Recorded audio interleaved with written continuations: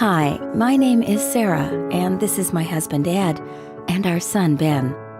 Ben was diagnosed with autism spectrum disorder, or ASD, when he was 4. Around his second birthday, I had started to wonder why he didn't notice when I called him, or look when I pointed out things to him. He wasn't interested in playing with other kids, but he did like to line up his toy trucks. A lot.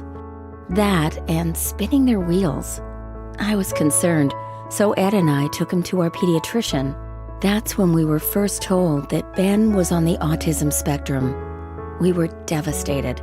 We really didn't know much about ASD, but soon were overwhelmed with the amount of information coming at us. I was confused and upset and uncertain. If you have a child with ASD, you know what I'm talking about.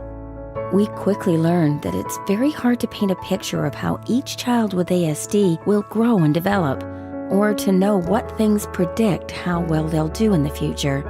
And that's what we were desperate to know. We would do anything to help Ben live a happy, healthy life. Around the time he was diagnosed, we heard about a new research project underway in several cities in Canada called the Pathways in ASD Study. We'd never taken part in research before, but we wanted to learn as much as we could about ASD. The research team explained that they were going to follow a large group of children with ASD from around the time of their diagnosis until they entered school. We were told that doing the study this way helps to track and better understand how the symptoms of ASD change over time and what things might affect children's development, for better or worse. This is the sort of thing we wanted to know, and taking part in the study might help others too.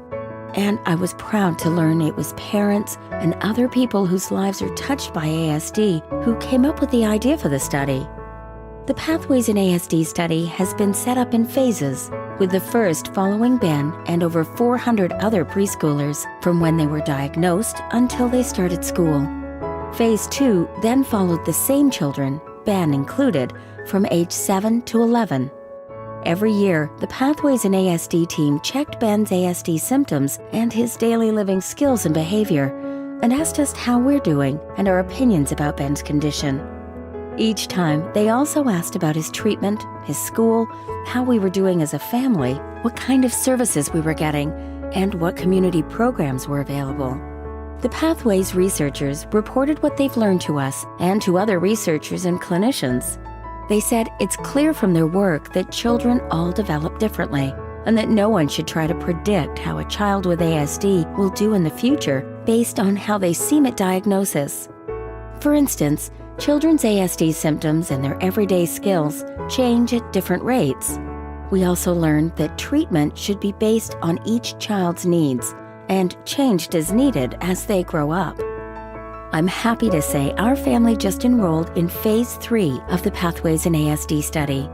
We are curious to know what the researchers will find as the kids become teenagers and what sort of things might help them develop and become more independent as they get older.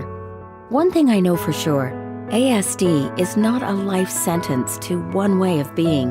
It is ever-changing. With patience, understanding, and hard work, we can achieve some good outcomes for Ben.